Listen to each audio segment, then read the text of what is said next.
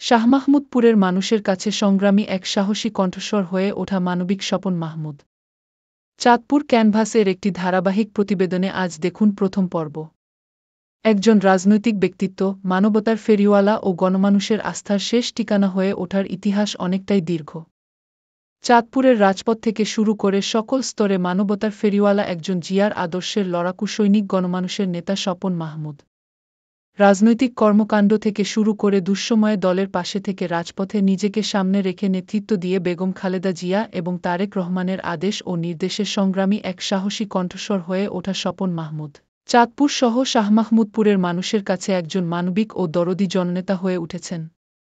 তৃণমূল থেকে শুরু করে এখন সবার মুখেই একটিই নাম, স্বপন মাহমুদ।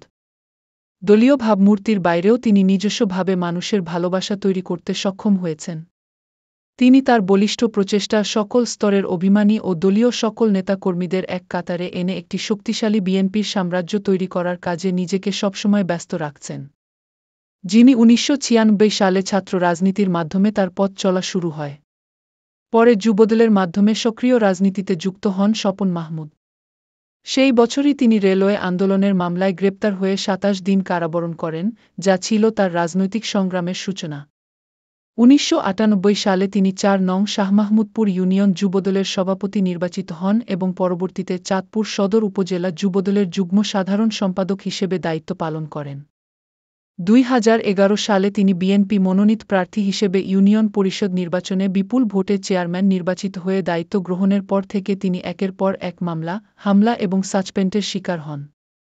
মহামায়া বাজার কেন্দ্রীয় জামে মসজিদের পুকুর দখলের প্রতিবাদ করায় তৎকালীন পররাষ্ট্রমন্ত্রী ডাক্তার দীপু মনির রোশানলে পড়েন। ২০১৬ সালে এক গণমিছিলে তার সামনেই যুবদল নেতা ফারুক পাটোয়ারি গুলিবিদ্ধ হয়ে শহীদ হন, কিন্তু তাকে এই হত্যার মিথ্যা মামলায় জড়ানো হয়। ২০১৭ সালে তাকে ১ নং ক্রসফায়ার তালিকাভুক্ত করে গ্রেপ্তার করা হয় এবং ১০ দিনের রিমান্ডে অমানবিক নির্যাতনের শিকার হয়ে ৩ মাস কারাভোগ করার পর শর্তসাপেক্ষে জামিনে মুক্ত হন। ২০১৮ সালে তৎকালীন আওয়ামী ফ্যাসিবাদী সরকারের মনোনীত নৌকার প্রার্থীকে হারিয়ে জনগণের বিপুল ভোটে পুনরায় ৪ নং শাহমাহমুদপুর ইউনিয়ন পরিষদের চেয়ারম্যান নির্বাচিত হন। এর আগে ২০১৪ সালে চাঁদপুর জেলার শ্রেষ্ঠ ইউপি চেয়ারম্যান নির্বাচিত হন। ২০১৯ সালে ইউনিয়ন বিএনপির সভাপতি এবং চাঁদপুর সদর উপজেলা বিএনপির সহসভাপতির দায়িত্ব পান।